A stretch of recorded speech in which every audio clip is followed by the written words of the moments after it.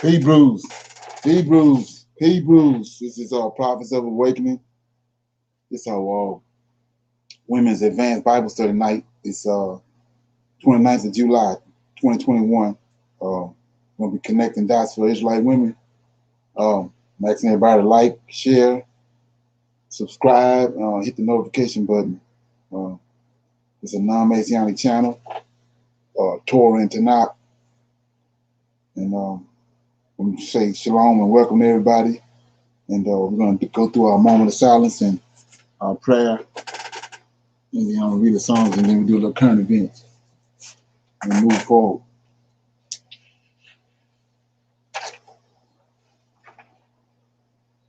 Oh Lord, we come before thee. We come worshiping thee because of thy great steadfastness and might. Oh Lord, you delivered our forefathers out of Egypt and out of Babylon with a show of great force. Oh Lord, you foretold that you would deliver us from the hands of our enemies, the Gentiles. Just as your servant Daniel examined the book of Jeremiah to realize your coming, you, O Lord, have opened up our eyes to these books that have been hidden for us, hidden from us. And you, O Lord, have caused us to discover that you foretold the prophets that you are coming to deliver us. We are waiting and seeking you, O Lord, at this hour, seeking and waiting for your return. Tarry not, O Lord, stretch forth thine hands upon our enemies and scatter them. Come from thy our holy habitation and turn back our captivity. Peace be on you. Okay. Read the song. Okay.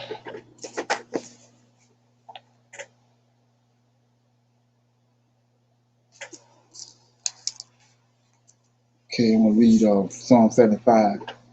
It's a warning for the wicked. This is Psalm of Asaph. Unto thee, O Lord, do we give thanks. Unto thee do we give thanks.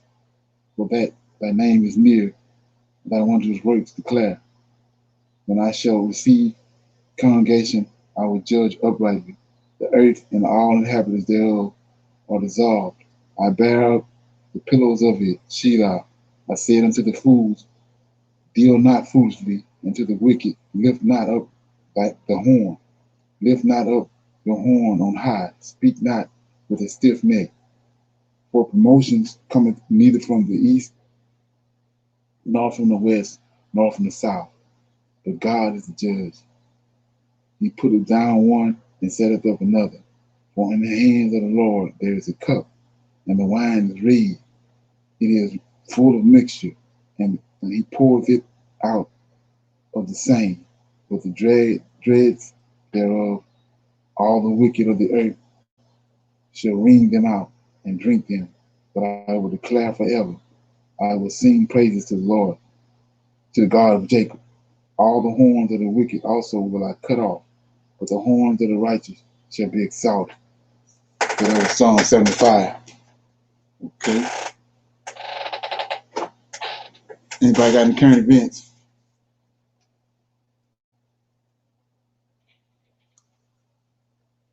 Okay. Shalom. Anybody got any current events? Okay. Shalom, everybody. Have you heard of this book called The Book of Lamech of Cain? Yeah, and you got that? Yeah. Yeah, Aqua Eliana and we came across that today and was reading that. That was filling in on the wicked line of Cain's wicked line. Right, they came out and just said that they was cursed with their skin being white. Right, turn white. Yeah, right, exactly. I mean, but like I said, once you rightly divide the scriptures, you can see what it is. They trying to throw us in a crossbag, talking about a mark on the forehead, and everybody looking for a mark or some kind of tattoo and all that. But all you have to do is look at what happened to Miriam. Right. His anger got kindled, and all Miriam was doing, and Aaron was doing was murmuring against Moses. Cain Cain killed Wow. Abel. Yeah, So and they were saying in this book that the mark was the leopard's white skin. right, Yeah, right, they came straight out and said it, and then they were talking about the giants and right, Leviathan. right, exactly. Yeah. So I was like, ever since we finding out that like there's two Noahs and all of Right, these guys have books, right, exactly. stories. They always writing books. That's what, yeah. So it's it's ain't no telling how many books out there. But yeah, so that's what like I said, what they did was a lot of the stuff that a lot of the missing links to our story is in those they use that the typology and they got them over in the New Testament. Right. So And as you then start uncovering stuff, you start to see what's up with it. there was this other one too called Nebuchadnezzar's tablets. Yeah, I got that too. Yeah. And so they was talking about the city of Nineveh, how Right, the books and everything was burnt down, and right. I was just like, Yeah, wow. yeah. The thing about that is, like I was showing in let me go to it right quick. I was showing in I mean, I never seen nobody else that really dealt with it, but if you go to uh chapter 11 of Genesis, chapter chapter 10 is when the earth was divided up by starting with chapter 21, verse 21, chapter 10. Like I was showing before, it's two. It gives you two descriptions of Shem. You got the one right here in 21 says 10 and 21 says under Shem also the father of all the children of Eber, the brother of Japhet, the elder. Even to him were children born. The children of Shem, Elam, Asher, and Araphat, and Lud, and Aram. And the children of Aram, Uzi, Hul, Gether, and Mesh. And Arphat begot Shelah, Shelah begot Eber, and under Eber were born two sons, right? See that? Two sons. And the name of one was Peleg. That's the lineage Abraham came through. But it says the earth was divided, and his brother's name was Joktan. So they had to separate. Just like Lot and Abraham had to separate. They had these two separated. One went one way, the other one went the other way. So you pick it up in 26. Joktan begot, I'm butchering these names, Amadad and Shelah and Hazar and Arat, and then get down to 30. Says, and their dwelling was with Misha, also goeth unto Sephar to the mount of the east. So these are people of the east, right here. These are the sons of Shem after their families, after their tongues, in their lands, and after their nations. These are the families of the sons of Noah, after their generations in their nations, and by these were the isles of the Gentiles divided. And then you go over to chapter 11, verse 10, and verse 10 says, these are the generations of Shem. So he picks up again. So these guys right here ended up over by what Nimrod was at. These people of the east, which is tied to what you just said. It's tied to Nineveh. That's why he's trying to send Jonah to Nineveh, because some Hebrews at Nineveh. So it says, verse 10, these are the generations of Shem. Shem was 101 years old and begot Arphat 2 years after the flood. Shem lived after he had begot, keep going down to 16. And Eber lived 430 years and begot Peleg. So they give you got to track both of these lineages, these boys, in two different groups of people. And like I said, the lineage we following, and the one that's coming through the scriptures, is that Abraham came out of was Peleg, but these other ones ended up over around where Nimrod was at. Okay, And that was Joktan. That was Joktan, yeah, but nobody Okay. they read over that. So it's the same when that I told you the 100,000 men war with the giants was when that's how Lot got caught up in that, because Lot and Abraham had separated. Lot ended up over there he intrigued with Sodom and Gomorrah. Right. So he got caught up in that. Abraham had to go rescue him. Same with Okay. this. Same with this. Jotham in one place, and Peleg and his lineage in another place. Okay. That's tied to Nineveh, the Hebrews in Nineveh. Wow. Okay. Yeah. Good. Thank you. I got a question Yeah. about the book that we So read as well today, Brother Leonard. How do you feel? Because did you notice at the end when they was talking about Naamah, right, and how they tried to slide her in and say that that's who Noah had married, but she was out there committing all type of whoredom with fallen angels and everybody around in the city of Enoch. right. I wanted to know how you felt about that, as well as there was another part in the book that had threw me, but it just slipped my mind. But it'll come back to me. So how do you feel about what they were saying about Naamah and how all of a sudden Noah didn't know? Do you feel like that was them just trying to mix in their lineage again because they're gonna make the statement that Noah wasn't righteous Well, when we know that he was perfect? yeah. Let me get this right quick because this here gonna trip you out. Uh, it's two names. I'm gonna show it to you. Let me get it. Okay, here you go. I think it's here right here. Let me see.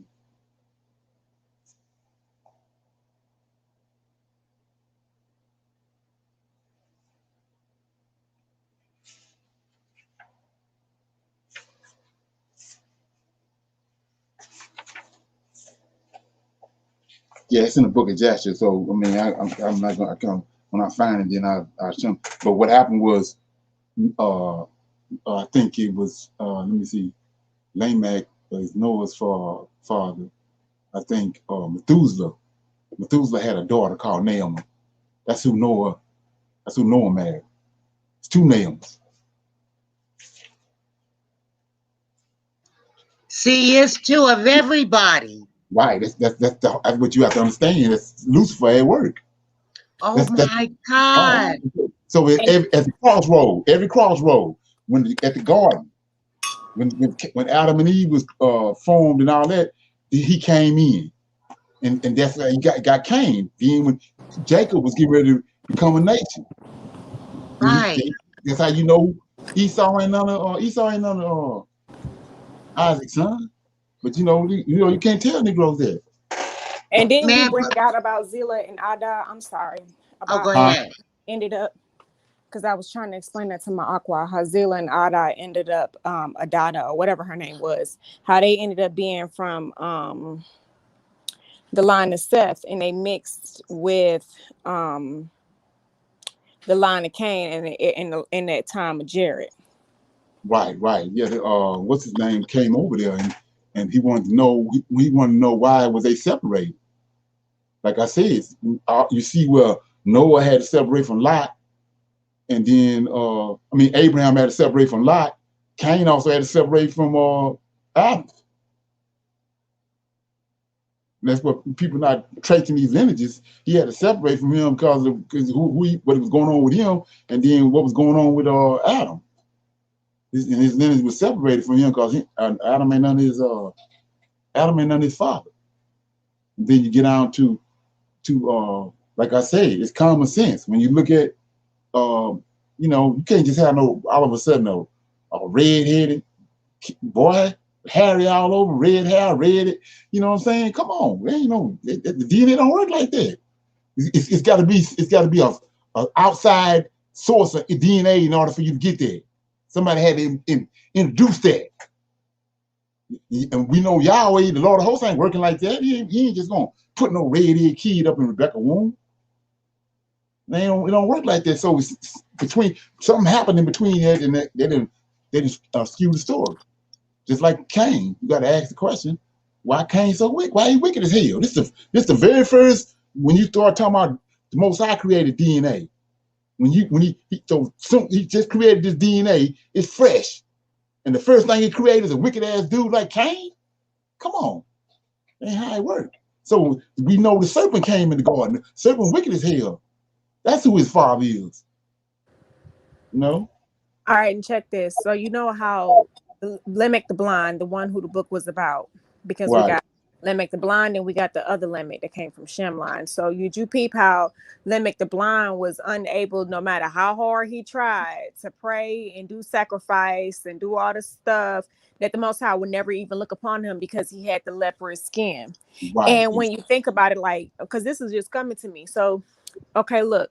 So you know how they have all these so-called, well, actually, white Christians and all these cursed people on the earth, Right. how they be out here acting like they had these experiences where they done took the book of Enoch and they done all of a sudden now they was able to go up past the firmament in their Right. spirit and was Right. able to do all of Right. these things and all these experiences. But Right. do you think that's another reason why they had, because at the end of the book, Lamech ended up getting frustrated after 25 years of the Most High Right. not looking at him at all and started bowing down and putting the Leviathan as his God. So Right. do you feel like maybe that's another reason why they came up with JC as a God to worship? Because maybe, I'm not saying the Most High is or is not listening to them, but maybe because of their leprous skin, maybe he not paying them no attention for real. Yeah, that's what happened. They didn't have a God. That's what I'm saying. When you understand who they are, that is Cain lineage. When you track, and the way you track that is Tubal Cain. Tubal, the word Tubal means out of the lineage of Cain. So after the flood, Japheth got a son called Tubal. Then you go to Genesis 38, Ezekiel 38, at the end of the end, when the Most High going to come back, Lord of hosts going to get rid of these people. It's Gog, Magog, Tubal Cain, Tubal, and Meshach. Same people. And then he would say, well, you can't do that. Why I can't do that? It's Tubal. When you understand what Tubal means, you see who these people are. And so they don't have no, he excluded them from him. When he sent Cain away, when he sent their father away, all the people that's from Cain is included. On down, all the lineages all the way down. He had nothing to do with them. And people can't wrap their mind around it, but he had nothing to do with them. So when the opportunity presented itself, like he tell us in Obadiah, and they came in, stole the land, then they concocted a way for them to come in. Y'all didn't bring them in, they concocted a way for them to come in. Let's read it right quick. And we're gonna, it ain't nothing I'm saying. It's the scripture saying it, but you gotta be on the right path. So I'm in Isaiah 66.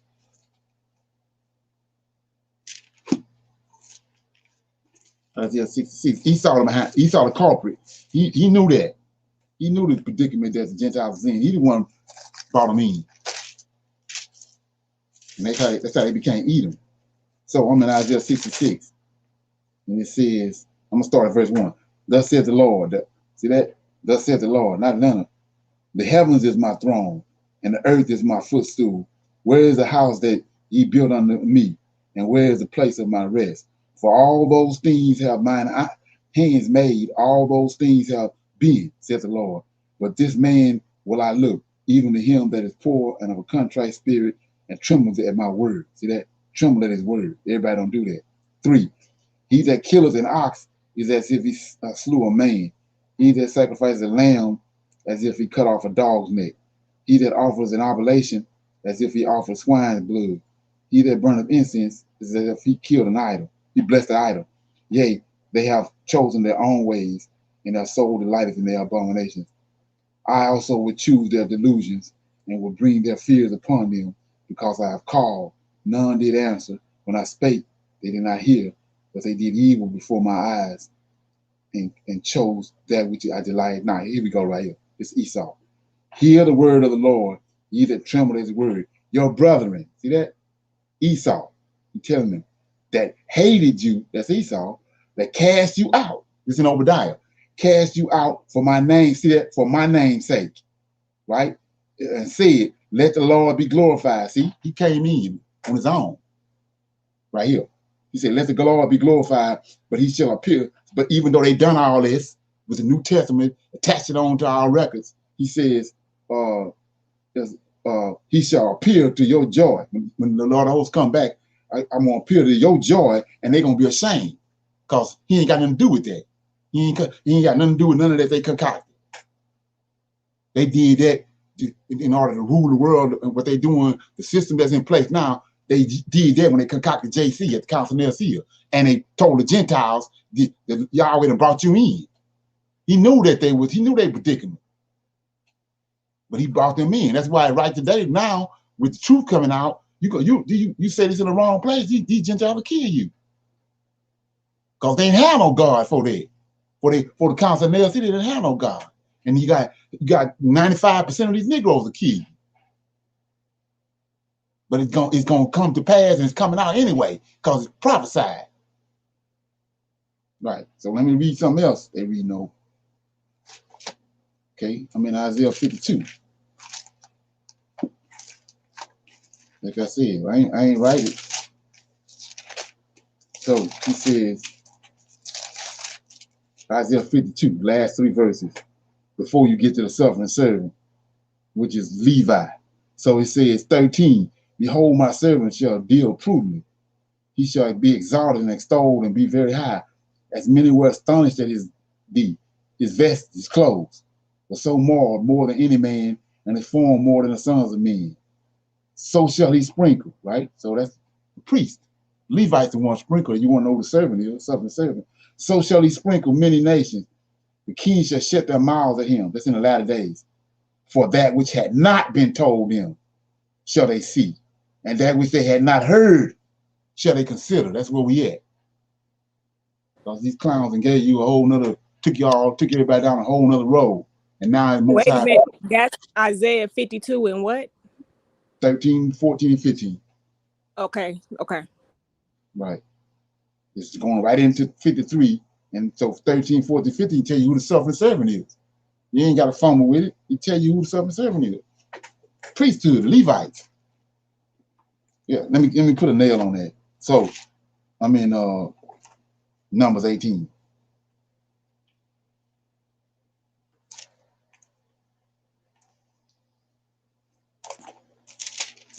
Numbers 18 says this is a provision for the priests and the Levites.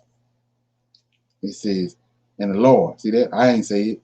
The Lord said unto Aaron, thou and thy sons and thy father's house with thee shall bear the iniquity of the sanctuary, and thou and thy sons with thee shall bear the iniquity of the priesthood. That's the sin. They bearing the sin. You don't need nobody to come bear no sin on no cross for them. He's telling right here. And the Lord said unto Aaron, thou and thy sons and thy father's house with thee shall bear the iniquity of the sanctuary, and thou and thy sons with thee shall bear the iniquity of the priesthood, and thy brethren also of the tribe of Levi and the tribe of thy father bring thou with thee, that they may be joined unto thee and minister unto thee. But thou and thy sons with thee shall minister before the tabernacle of the witness. So that's the tabernacle of witness. That's why he's saying what he's saying in Isaiah 43. Ye are my witnesses, these priests. Ye my witnesses. You know who I am. I was the first one formed. Ain't no other savior. I'm the savior. Yahweh the creator. I'm the savior. I'm the redeemer. You my witnesses. You see me every day at the tabernacle of the witness. When you see me every day. You my witness. That's what he's talking about. But they skewed the understanding. So, yeah. Okay. So, anybody else got anything? Oh, one more thing. In that book, they have a lot of it left out purposely. But thinking like a Hebrew, you'll be able to figure it out. Exactly. That's the same thing with the Dead Sea Scrolls. All of a sudden, right. Everything missing. Right when you get to something you need to know, it's missing. Right. Come on. All right. That's why you need to get all the books you can, because you limited in y'all. You limit him when you thinking that you can't put it together. All you gotta do is read it. And then when you start doing that, I mean, like I said before, he says, happy are the feet of the man that comes bringing glad tidings, because he sent him. So come on. So once you start making your move and doing what you're going to do, he's going to bring somebody to break it right down for you. You just got to understand he sent it. Huh? This is what I had wanted to add. I'm sorry. going along with what Aqua Renata was speaking about how they had missing pieces and everything like that, because you do have a lot of Hebrews and Israelites and Mores who speak out and tell people not to search out of these books, not to Oh read yeah, nothing other than, the King James. And really, when you step outside this and you thinking like a Hebrew, you are able to piece together, missing pieces. As me and Aqua, right, we read the book and finished it. And as we was reading it, our eyes were open, our mouth was open. Of course, we dodging the hijack, we dodging the lies that they just adding in and things like that.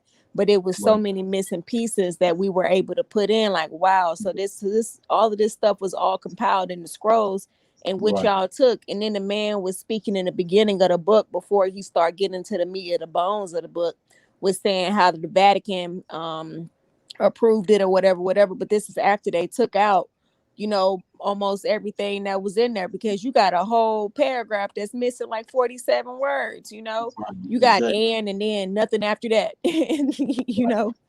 Right. That's what I'm Right. saying. That's what I was saying about how you rightly divide that situation right there. So when you understand that, it's way more information than Daniel, because what Daniel was prophesying about, like I said, he's not going to do what they telling us about the 400 years that Abraham prophesied that. You know what I'm saying? Nowhere else do he do that. He not going. You telling me Abraham prophesying about the 400 years, but Abraham didn't prophesy about Babylon and Egypt? He don't work like that. So Jeremiah came and Jeremiah told him Nebuchadnezzar coming. Just like when Abraham prophesied, he said, y'all going into Egypt for 400 years. And then after they came out of Babylon, he had those minor prophets. They trying to tell you they minor prophets, but all those prophets, so-called minor prophets, came out of Babylon with Zerubbabel, and they talking to us about what's going to happen. And then so Daniel was the main one. They took all that out. Daniel was telling us about what Antioch Epiphanes is going to do, what Julius Caesar, what his name, Constantine, all them. So that's been taken out. That's why the book ain't number 12 chapters. And so all that stuff that came to pass, Daniel told us about it, but they didn't took it out and skewed it and got it scattered all over other places and attached it to JC, talking about it's going to happen now, but it already happened. Like I said, you can't how the Antichrist, the Antichrist system. They wait on the Antichrist system to come. How can he come at the end of it when the fourth beast is the Antichrist system? He got to come before that. You can't come and set up a beast system that's already in existence. It's almost at the end of it. So you gotta look at that and say, Antioch Epiphanes is the one set it up. Because he killed everybody that was keeping the law. He stopped the Sabbath. He the one started it. Then Caesars and Constantine them picked it up. That's when they came with the Council of Nicaea. But Antioch Epiphanes is the one initiated all of it. That's why he says it practiced and prospered. And they got us we all over them. Well, they all over there on Prim Road. Because they don't understand that and they don't want to hear the truth of the matter when you're breaking it down to them. And how you just brought up about the Antichrist and then the people that's waiting on things to come when it's already done happened. But for those who can't rightly divide, that are caught up under the spell, to me, I believe that they are still trying to fake a bunch of stuff, and that like they're going to do some type of show in the sky where they're going to fake a Messiah coming down the same way that they was able to project Michael Jackson with that Project Blue Beam. I've seen them put multiple suns in the sky on videos and do all type of things. So maybe they are going to try to pull a fast one, hoodwink the people into believing something has transpired. Right. Yeah, I think them planes was like I think that's what they use for those planes. They're supposed to hit the World Trade Center. 9/11. Oh yeah, they definitely faked that. They got videos now. People done zoomed in where the plane actually is like a hologram. Right, that's what I'm saying. That was Project Blue Beam. Right. And they deleted the videos. Yeah. Timed it. They already had all explosives in there. So when they timed it, it looked like exploded when the plane hit it. Yeah. But you know, that's a, you know, people can't wrap their mind around it. But like when you tell them that they control the weather, they don't, you know, they don't believe that. But they controlling the weather. They controlling all these hurricanes and everything. Yeah. So let me play this right here quick. Somebody else had something before I play this these current events. Okay.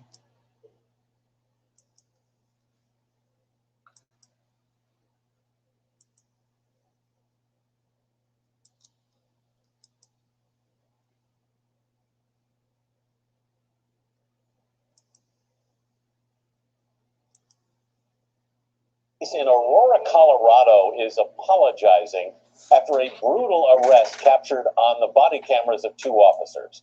The footage was released yesterday, and we want to warn you, it is disturbing. Kyle Vinson was arrested Friday on an outstanding warrant charge. Within minutes, he was left beaten and bloodied, saying he was fighting for his life.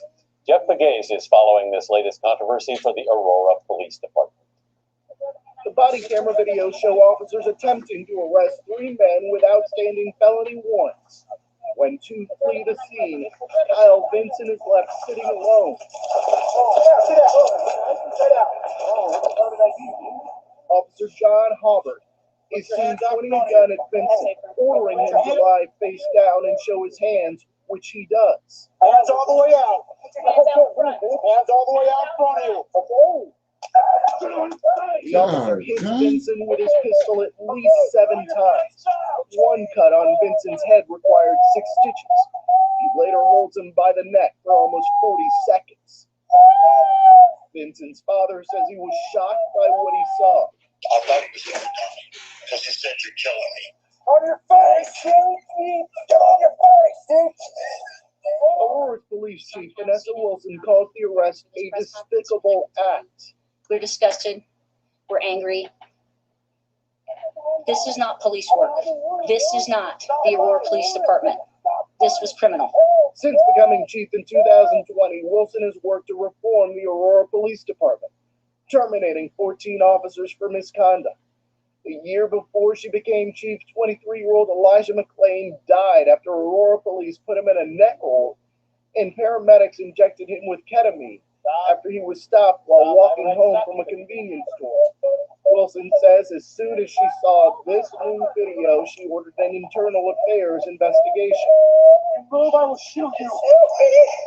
Wilson says she supports the quick release of body camera videos, which is now required by Colorado law within 21 days in incidents where there are complaints. And that's why I'm doing it here today, because you have a right to know what happened. Officer Hobart faces multiple felony charges, including second-degree assault and attempted first-degree assault. Another officer on the scene, Francine Martinez, faces misdemeanor charges for failing to intervene or report the use of force. Okay. Any comments?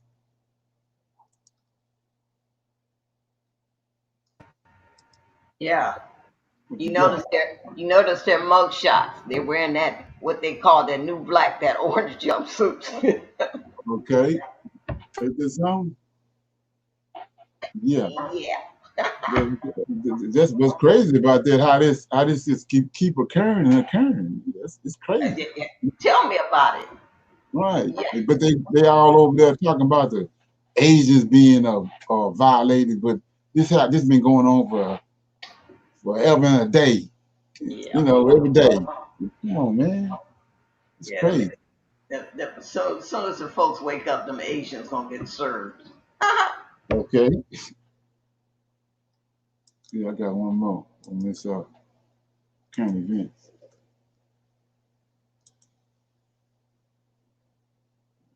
Okay.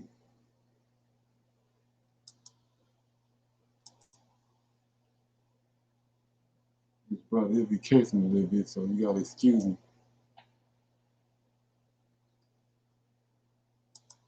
Got a very, very important video today. I want y'all to understand this. I'm gonna get right into it. We are heading into a big food crisis, food shortage. We're talking about starvation. If you do not know what's going on, please listen to this video. Please share this video. And you can do your own research. Right now, they are sending letters to farmers, paying them 10 times more than what these crops are worth, only to destroy them. Okay? I'm telling y'all, man, the very people who run this country, this whole system, and they all link to other people's a part of different parts of the country, which makes up the world. These are the devils. These are the Luciferians. These are the people that are controlling us. I'm telling you, these people are on some wicked shit.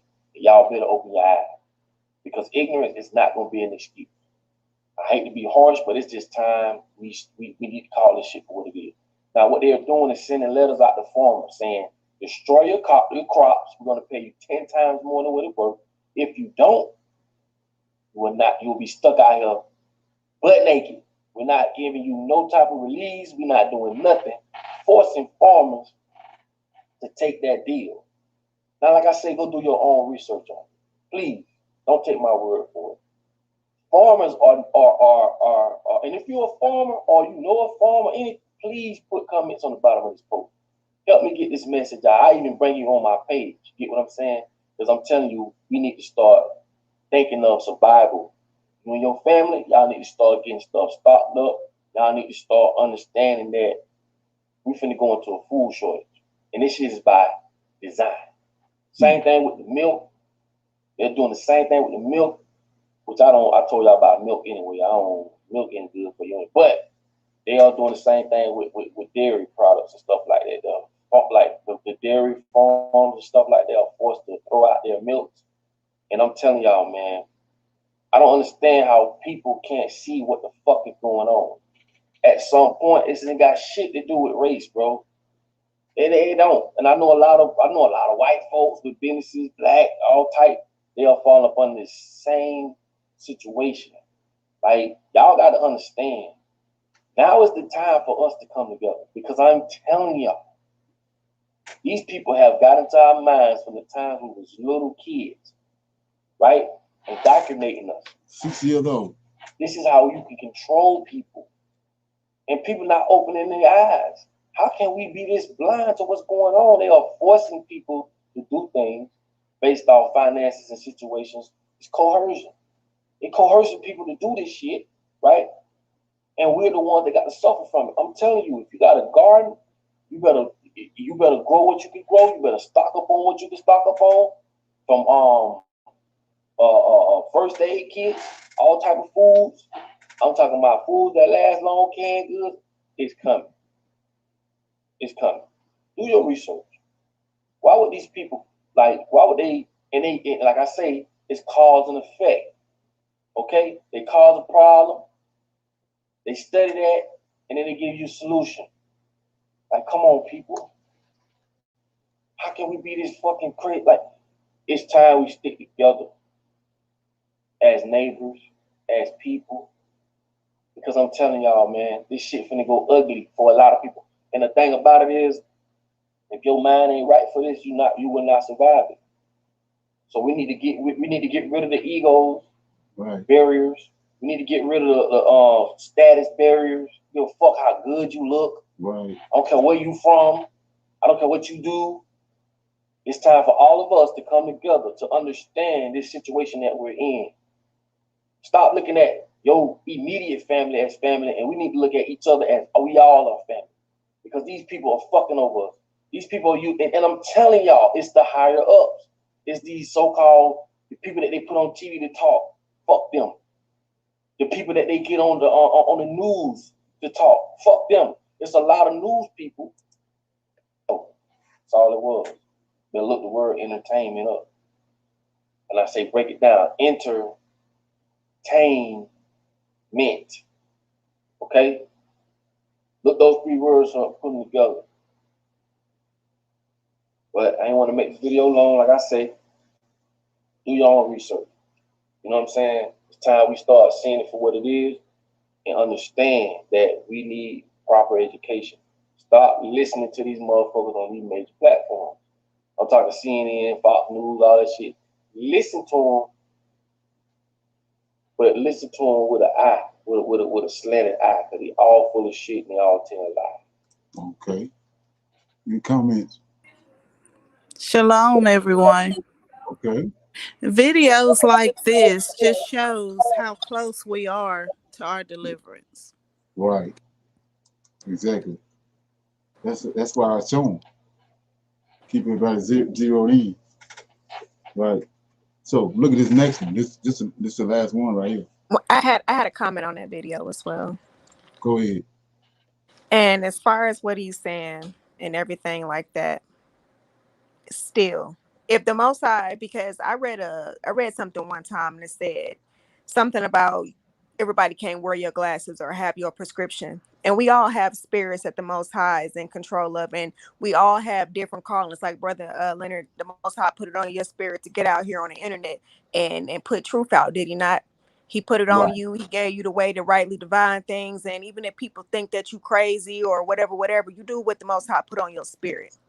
And Right. if the Most High put on your spirit as an individual to grow food, as we are commanded in our book to grow gardens and eat the fruit thereof, Right.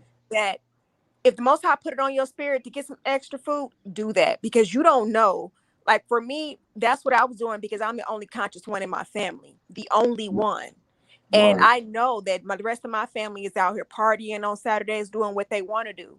And I believe the Most High is going to save me out of all these things. But I also believe that my bags of rice that I have will be able to feed my mother, my brother, my cousin, and the people who don't even consider at all the Most High, his word, or anything like that.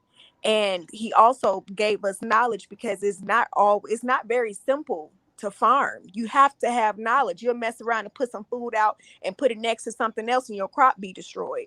It takes Right. 120 days for potatoes to grow. And that's a hardy Okay. vegetable that you will want to eat when you hungry. Everybody think about eating potatoes, but that take 120 days to grow. And Right. and squash, butternut squash is a long lasting vegetable that you can store up to 3 or 4 months and not even have to worry about it wilting. Things Right. like that. You know what I'm saying? Like, you just want to put information out there, because you don't know what you are being called to do might bless the next person. That doesn't mean that you don't have faith in the Most High. But if the Most High put it on your spirit to grow some food or save some extra waters, you might have a person knock on your door one day and be like, I'm so thirsty. My kids don't have no water.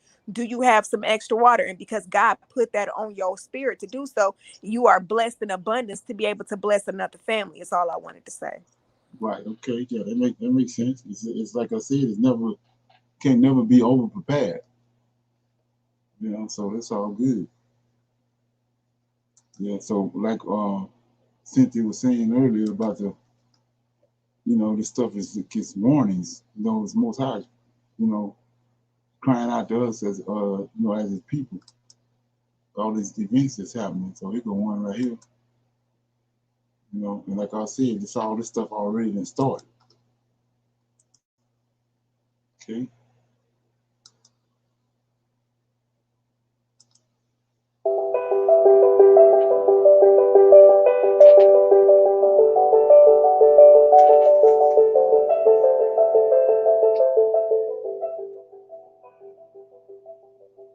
I personally feel so good whenever I see Africans in the diaspora making Africa home again, because I have been saying that it's time for Africans born on the continent and Africans born in the diaspora to make Africa home again.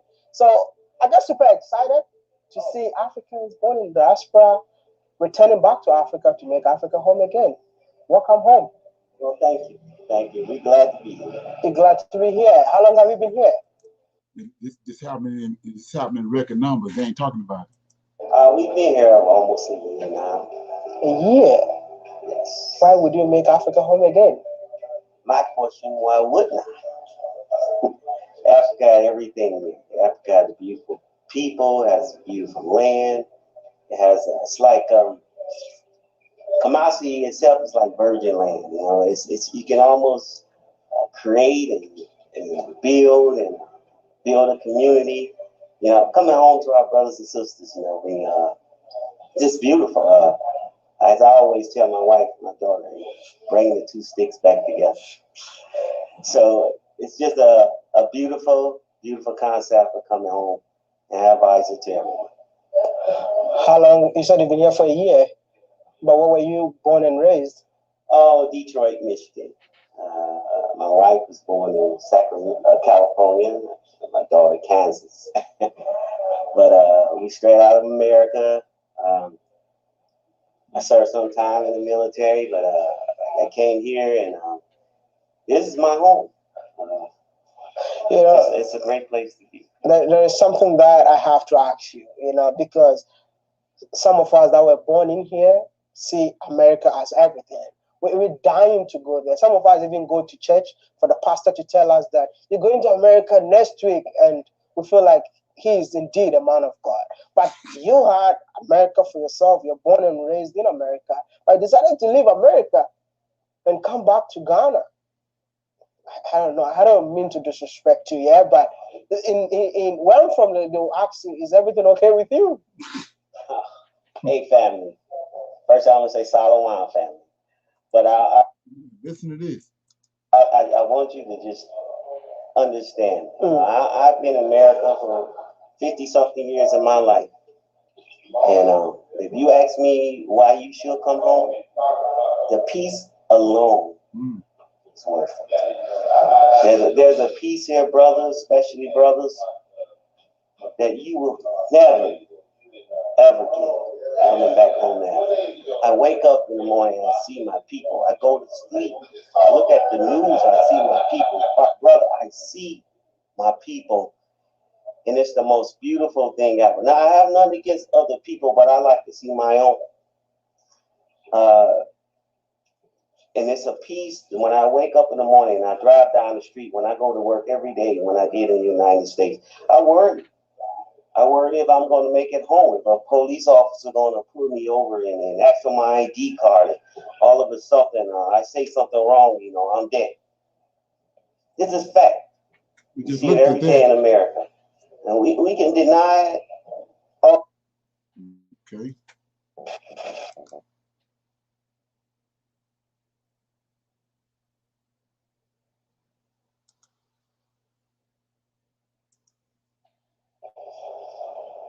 But the peace here is worth any money, anything America offers for you Black Americans. And I'm telling you, I've been here a little bit, and I wouldn't give it up for $1 million. So that's y'all. That's y'all right there. That's how you work. Okay. So like I said, you think that all this stuff we've been looking at, and then you think it's just that brother by himself, the only one that left? They're leaving in droves. They ain't talking about it because they don't want us to find out. It's just like back in the day, it was, you thought somebody was a nutcase if they had some green hair on their head. But then it caught on. Shit, everybody got wearing green hair. Same thing, that's how we operate, because Most High, that's why he talking in singular. When he talking to us, he keeps saying him. Like in Isaiah 53, they throw us in the cross because they say him. They talking about, see, that's one person. No, he sees Israel, the 12 tribes, as one man. Jacob, the one he wrestled with. That's why he talking in singular form. So that's how we operate. The melanin that is operating in a singular form, all the 12 tribes. So when one start doing something, eventually the other one gonna catch on. They did that with the drugs. Meth. Come on, man. Who in the world? Who would take that? You gotta blow a building. It'll blow a building up if it explode while they making it. But as soon as they make it, you turn around and put it in your mouth or put it in your nose. That's crazy. So that means it's something else going on with that, because you see what it's doing to your brother, but everybody else turn around and they end up doing it too. It's an epidemic. It's because of who we are. The melanin. Eventually, 4 or 5 of them doing it, and after a while, everybody gonna be doing it, whether it's good or bad, because we won. That's how we operate, and so that ain't gonna change. Let me read something. So the Most High controlling that. He the one issued it out. That's what he blowed. That's what he blowed into Adam on the ground. They fumbling with that. He put the melanin in. That's the life source in the blood. So He says right here, 60, Isaiah 60.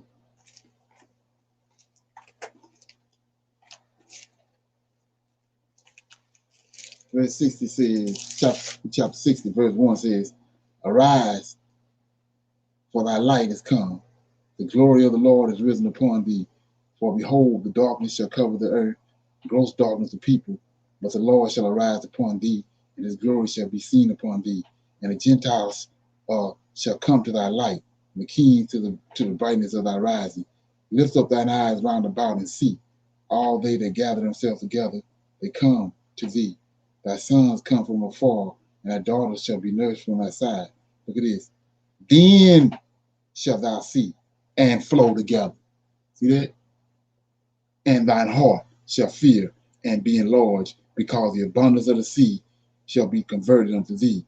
The forces of the Gentiles shall convert unto thee. Y'all controlling that. So you can fumble with it and do whatever you want to, but when the time comes and he bring that together, because he the one issued it out, he brings that melanin together, then that's when it's gonna happen. Not no time before that. It's already prophesied right here. So he controlling that. So that's like I say, we connected at the hip and don't even know it. Okay.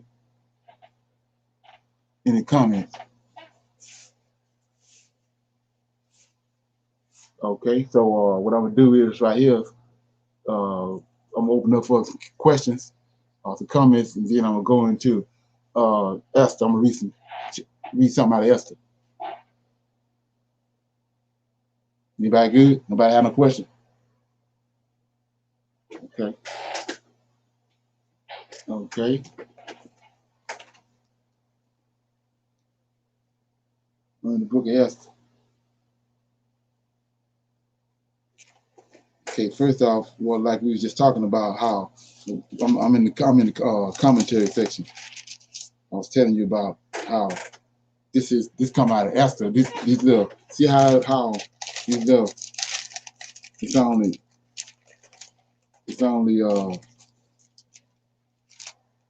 9 chapters, because it came out of this, a book of Mordecai, stories about Mordecai.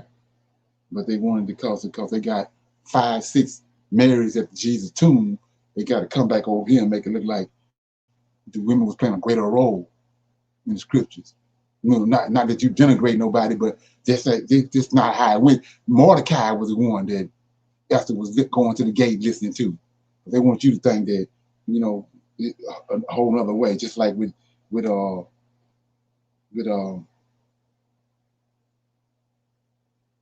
Ahab, what is his name? Jezebel and Ahab. So anyway, so it says, chapter 1 of Esther says, now it came to pass in the days of Ahaz, this is Ahaz, which reigned from India even until Ethiopia, over 107 and 27 provinces. So I'm gonna stop right here. So it says this guy right here is reigning over 127 provinces.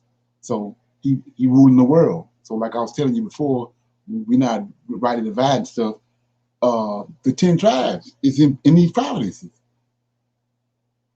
10 tribes, they ain't somewhere on some island somewhere that ain't part of these provinces. They part of them. That's why I was showing you when Cyrus made this commandment, he said all of Israel that want to go back, because he controlled. He didn't conquer Israel. He didn't conquer Assyria. Assyria the one took the 10 tribes. So now Syria is one of these provinces. So when Cyrus made this proclamation for all of Israel to go back, it wasn't just Southern Kingdom, it was all 12 tribes. So anyway, so 2 says that in those days when the king of Assyria sat on his throne of his kingdom, which was in Shushan, the palace, in the 3rd year of his reign, he made a feast unto all his princes and his servants, the power of Persia and Media, the nobles and princes of the provinces being before him. And when he showed the riches of his glorious kingdom in the honor of his excellent majesty many days, even 180 days. And when these days were expired, the king made a feast unto all the people that were present in Shushan in the palace, both unto great and small, 7 days in the court of the garden of the king's palace. Right? I say, uh, where uh, where were white, green, blue hangings fastened with cords of fine linen and purple to silver rings and pillows of marble. The beds were of gold and silver upon the pavement of red and blue and white and black and marble. I say, and they gave him drink in the vessels of gold, the vessels being diverse one from another, and royal wine in abundance, according to the state of the king, and the drinking was according to the law. None did compel, for so the king had appointed to all the officers of his house that they should do according to every man's pleasure. Also Vesta, the queen, made a feast for the women in the royal house which belonged to the king Asherah. Okay, Vesta, on the 7th day, when the heart of the king was merry with wine, he commanded Mayhem, I don't know his name, Abazab, Carcass, and said the 7 chamberlains that were in the presence of Asa was the king. So, like I was telling you before, we read over this stuff, but see what he's doing? He got 7 men, just like in heaven. You got this, they got this from Nebuchadnezzar. See that? You got 7 men. You got him and 7 men under him. They ain't no coincidence. They found out from Nebuchadnezzar saw that. He saw how y'all was working. That's where they got us throwed off at. Till recently, we found out that in the beginning, the Most High created 7 angels. But see, he got 7 chamberlains in front of him. It's him, he the king, 7 chamberlains out in front of his presence, right?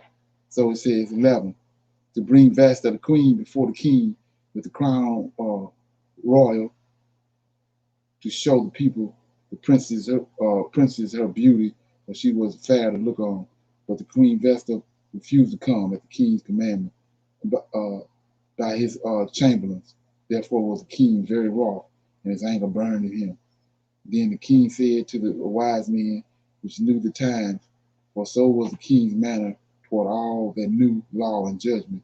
And the next unto him was Carinthia, and that's the chamber, right? The 7 princes of Persia and Media, which saw the king's face and which sat the first in the kingdom. It says, what shall ye be unto this queen Vesta according to the law? Because she have not performed the commandment of the king, as was by the chamberlains. And Mecan answered before the king and the princess Vesta, the queen, had not done wrong to the king only, but also to all the princes and to all the people that are in all the providence of King Asher. For this deed of the queen shall come abroad unto all women, so that they shall despise their husbands in their eyes when it shall be reported. The king Asher commanded Vesta the queen to be brought in before him, but she came not. Likewise shall the ladies of Persia and Media say this day unto all the king's princes which have heard the deeds of the queen. Thus shall there arise too much contempt and wrath. So if it please the king, let there go a royal commandment from him, and let it be written among the laws of the Persians and the Media, that it be not altered, that Vesta come no more before the king of Asherah, and let the king give her royal estate unto another that is better than she. And when the king decreed which he shall make shall be published throughout all his empire, for it is great. All the wives shall give to their husband honor, both to great and small. So you see what's happening. The Most High gave us laws, statutes, and judgments, and there's a reason for it. And like I said before, it's Israelites, the ones that are supposed to be issuing out these laws. We ain't able to do that because our predicament we in. So that's why the world in the state that is in. So he said right here, she wouldn't come out there and do what the king asked her to come out. She wouldn't come out. So he got these 7 men telling him, you got to make a judgment, because if you don't make a judgment, then everything gonna go in haywire, and we see that today, because they ain't making no judgments, ain't going forward. Look at all this crazy stuff that's going on. Like I said, with the police, I had black men getting killed on a regular basis every day. No judgment ain't went out yet. And they're doing more and more and more. They're getting more and more. Even now, you got women trying to beat down black men, white police women. Yeah. So anyway, it says in verse 21, and the same pleased the king and the princess, and the king did according to the word of Mecan.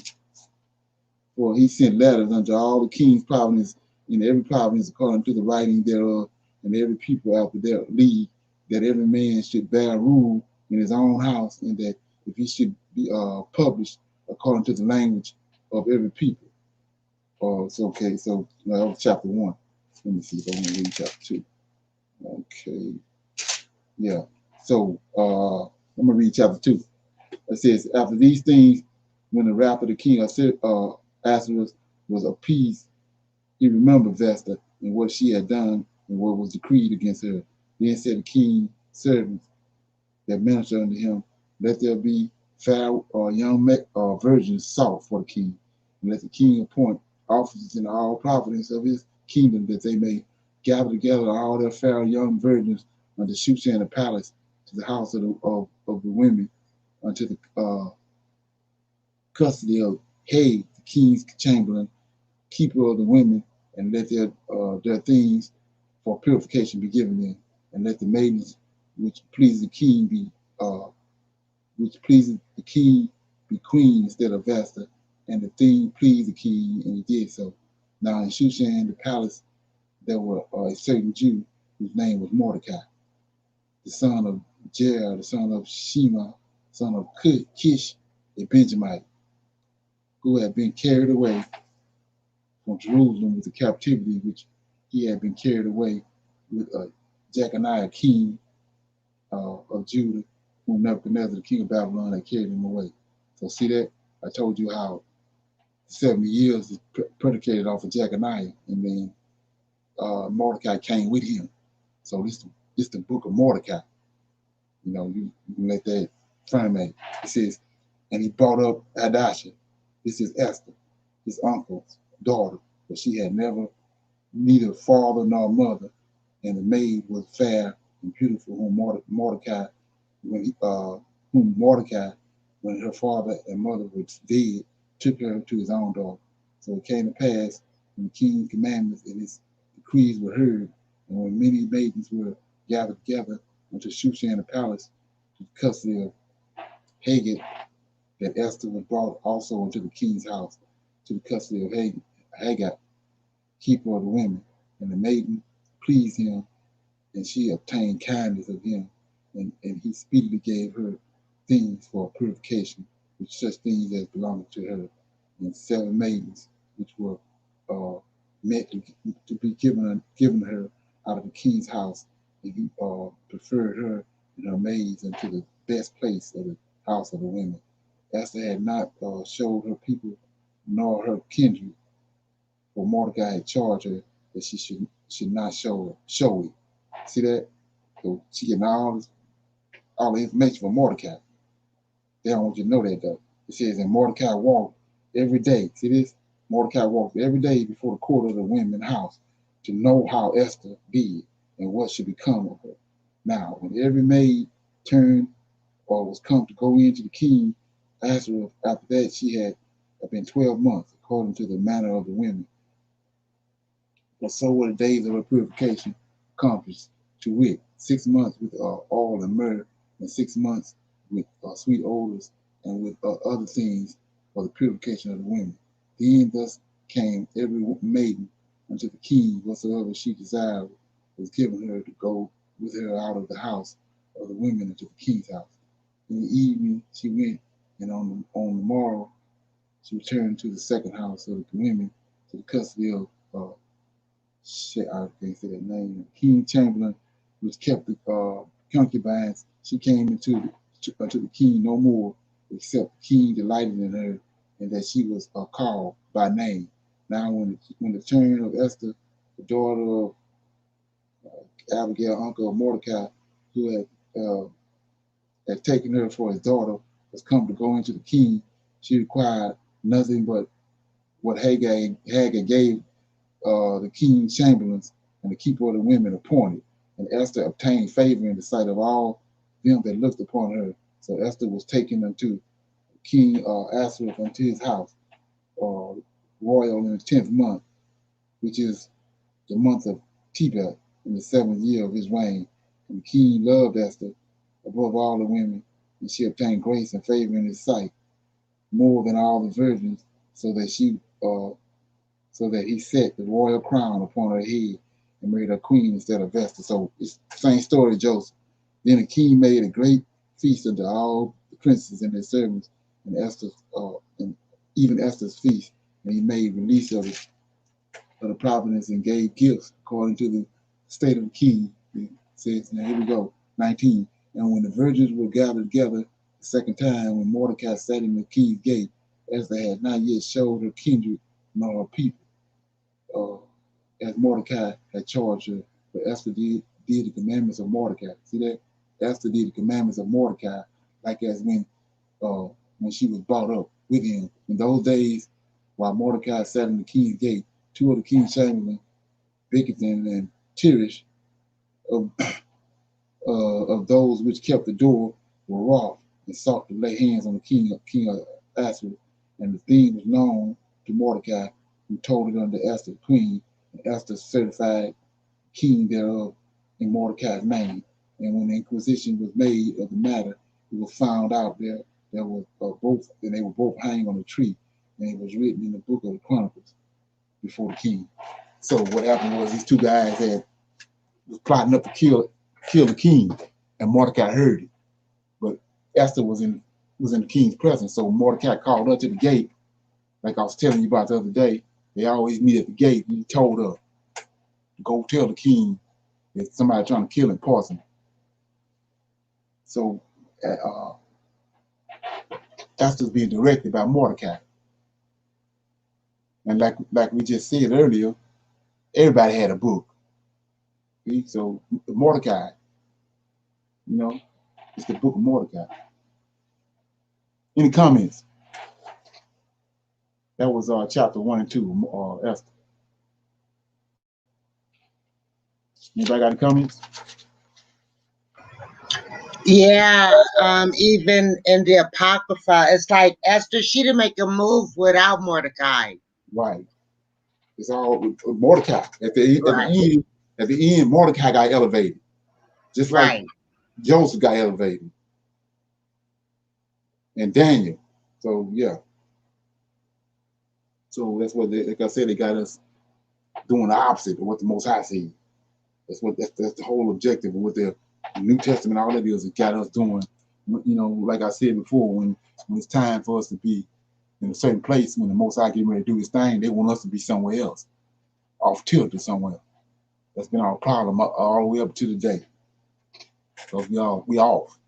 And they throwed us off. They kept with our records. So anybody got any comments? I got our channel. Anybody got any comments? I do. I got a question. Do you think that they put this book further up in the beginning to throw us off on the timeline? Because if it's King of Persia, we talking like after Daniel time, around Daniel time. So yeah, it's definitely. Yeah, they did. It's just like if you see like I said, when you go to Daniel 9:25, the commandment and the Messiah and all that in Daniel 9:25, you find out it's Zerubbabel, and then you got to go back because they didn't put all of all them books back there in the back, but all those events happened after that because Daniel prophesying about it, and then it came to pass. Cyrus came after Daniel 9:25, but they got the book of Ezra before Daniel, when it should be after Daniel, because Cyrus what Daniel was the visions Daniel had and the prophecies that Daniel was talking about came to pass in the book of Ezra. So how can Ezra be before Daniel? Yeah. See, same with Ezra. We just saw that Esther and Mordecai came with Jehoiakim. When Nebuchadnezzar came and got Jehoiakim and the vessels out of the temple, and he took them to Babylon, where he was with that group. Daniel was with that group, the first group that went to Babylon. It was Nebuchadnezzar came to Jerusalem 3 times, and the first time he came, he got we know that Esther was with him, Mordecai, Ezekiel, and Daniel was with him, that first group. Okay, so how you know that? Let me give you an example right quick. So I'm in Ezekiel chapter 1.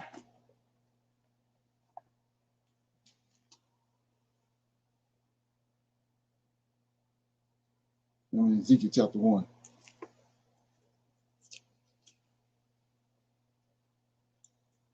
So Ezekiel chapter 1, verse 1. Now it came to pass in the 13th year, in the 4th month, in the 5th day of the month, as I was among the captives. See, this is Ezekiel talking. Captive by the river Kabar, that the heavens were open, and I saw a vision. Now here you go. He's gonna tell you. He's gonna give you a timeline. 2, in the 5th day of the month, which was the 5th year of King Jehoiakim. See that? So that let you know he came with Jehoiakim. It's the first excursion that was taken, and he was with them. Because they only been there 5 years. Right. Okay. Okay. So nobody else have nothing? Okay, I got a little, I was trying to tazz it up a little bit, and I was trying to shine a light on some of these righteous women in the scriptures. So I added this little feature right here. I'm calling it Rediscovering Righteous Women, right? So what I want to do is, I got 3 for the day. I'm gonna give you their name, and I'm looking for somebody to find them in the scriptures. You know, and then let me know where they found them at. Cause I mean, sometimes I'll be talking, and I'll mention something, and then 2-3 weeks later I mention it again, but nobody seems like they never heard it before. So this is a way to kind of activate that melanin, put a twist on it. So I'm gonna give you a name. I'm gonna do it 3 times. And if somebody find it, give me the scripture, you know, and read it. Let me know where they found it. So the first one is Miriam. Do anybody know who Miriam is, first of all? Aaron and Moses' sister. Okay. So what they said in the scriptures?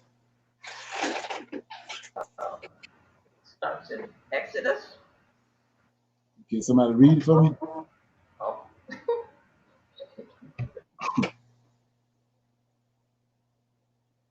Don't matter who it is.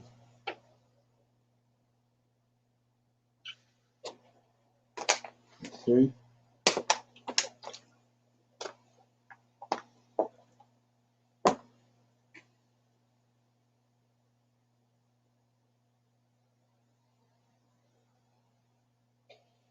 Did somebody find it?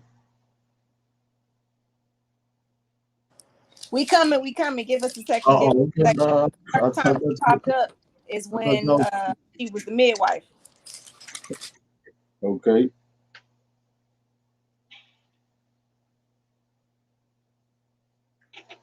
What'd you say? What you want to know about her, though? I mean, can we read a verse? Can you read a verse where you know she's in it, in that verse? That, you know, what chapter, what book?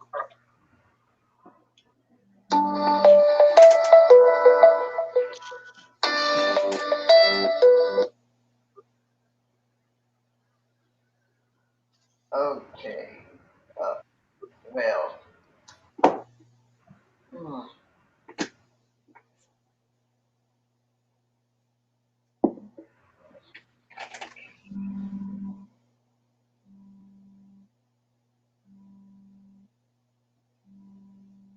What about 12 and 10? Numbers 12 and 10. Can somebody read that?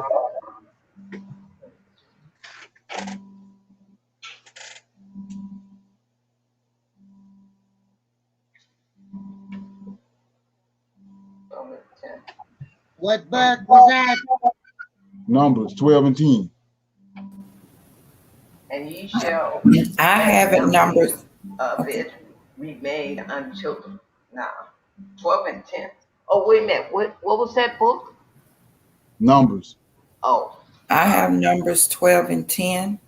What it say? I have Exodus 15 and 19. And You can read both of them. Read yours, Michelle. okay, I'm sorry. Shalom, everyone. Numbers 12 and 10. And the cloud departed from off the tabernacle, and behold, Miriam became leprous, white as snow. And Aaron looked upon Miriam, and behold, she was leprous. Okay. So they ought to, by doing it like this, like I was saying, it makes stick. So next time something come up and you trying to find Miriam, you know, numbers 12. You know what I'm saying? That's how that works. So what's the one you got? Elaine? I got Exodus 15 and 19, Miriam's song. What it say? For the horse of Pharaoh went in with his chariots and with the horsemen into the sea. And the Lord brought again the waters of the sea upon them. But the children of Israel went on dry land in the midst of the sea. And Miriam, the prophetess, the sister of Aaron, took a timbrel in her hand, and all the women went out after her with timbrels and with dances. And Miriam answered them, sing ye to the Lord, for he hath triumphed gloriously. The horse and his rider hath he thrown into the sea. Okay, yeah. So that was what? Numbers what? That's Exodus 15. Okay, Exodus. Okay, yeah, okay. So the next one is Ruth. Somebody know where that find that at? Find Ruth at in the scriptures?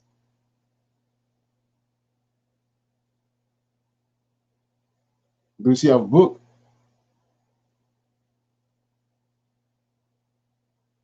Anybody know who Ruth is? Yes. Okay. Who is Ruth? She turned out to be the wife for Boaz. Okay, yeah, all right, okay. So she got a book, right? It's a book in the scriptures, right? In the Old Testament? Yes. Okay. And the last one is Abigail.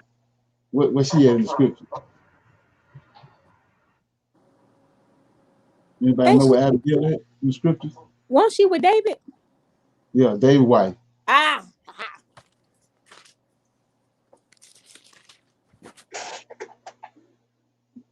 If you find the scripture, just read it.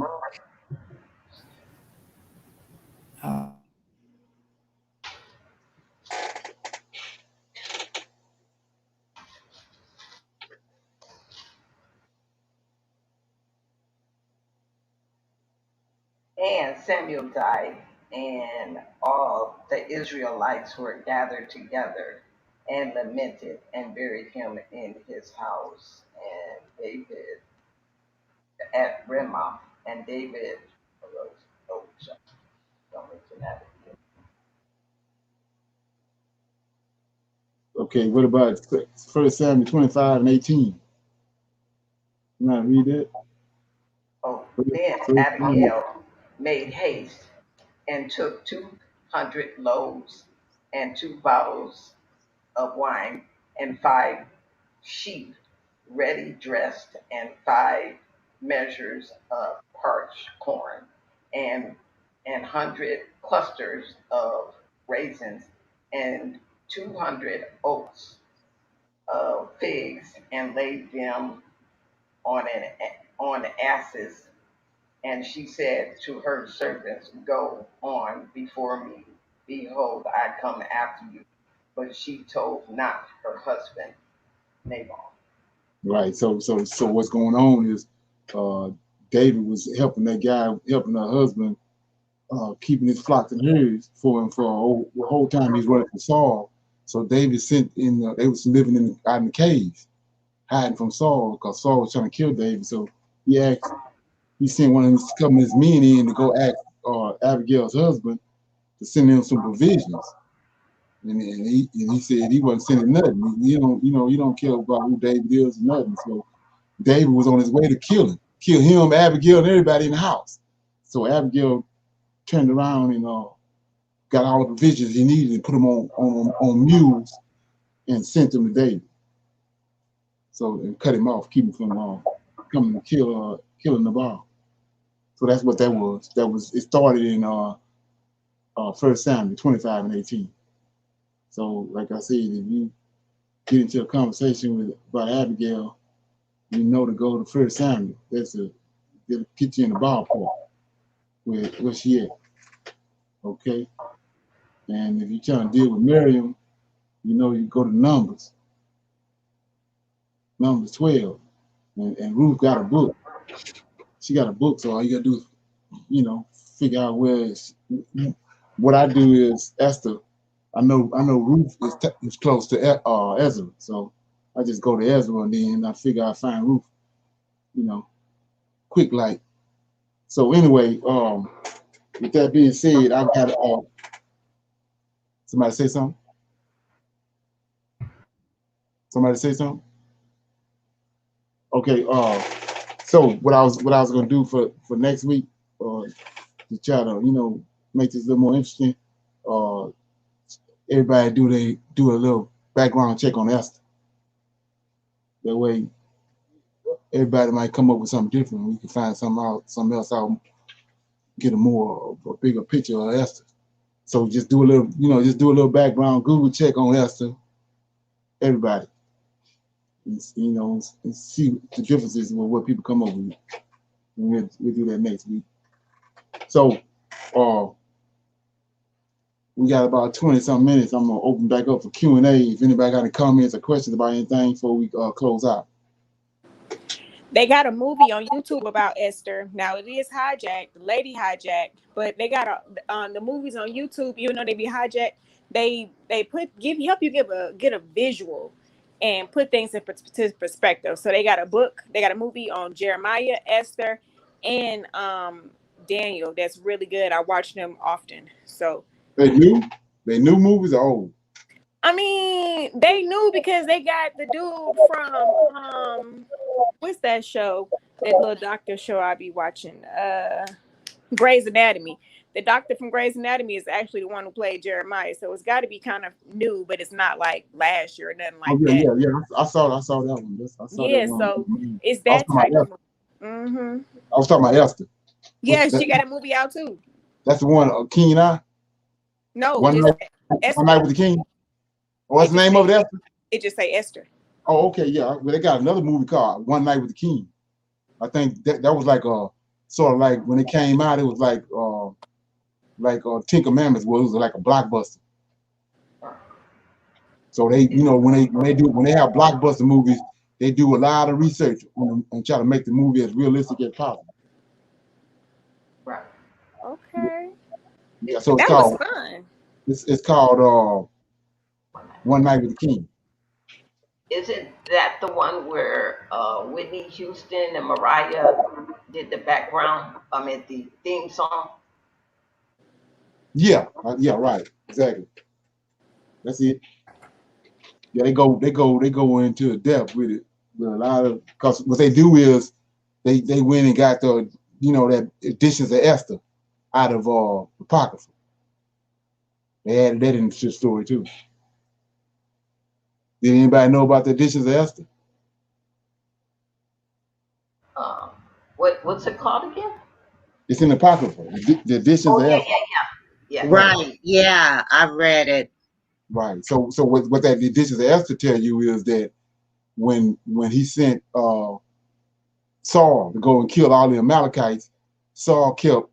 They tell you in the King James, Saul kept Agag, but not only did he keep Agag, he kept Agag's wife, and she was pregnant, and so that night before Samuel came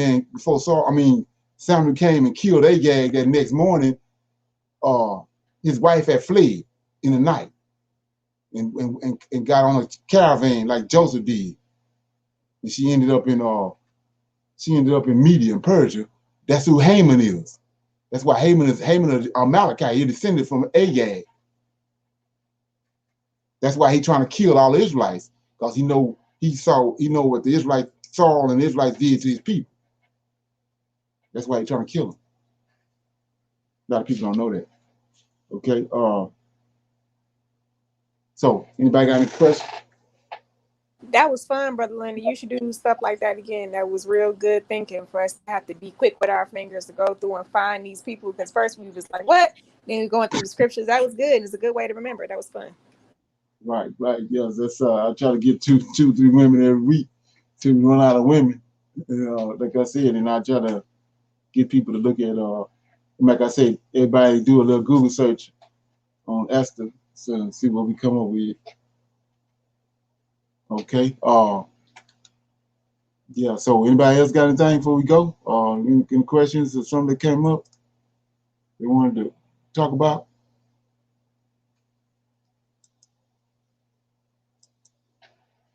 Everybody good? Okay. Great class. I'm sorry. I'm sorry. What's supposed to be happening on August the 3rd? August 3rd. I'm not. I don't know nothing about that. I don't know. There's anyway.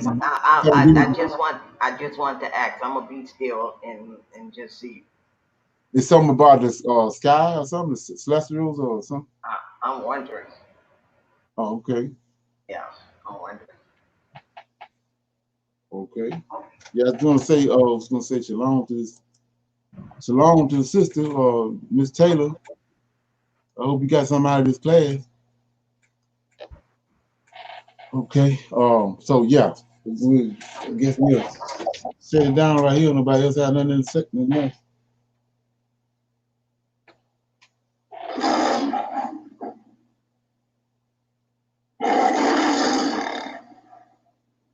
I'm gonna say shalom. I'll see everybody tomorrow at 8 o'clock. Shalom. Shalom. Shalom. Okay.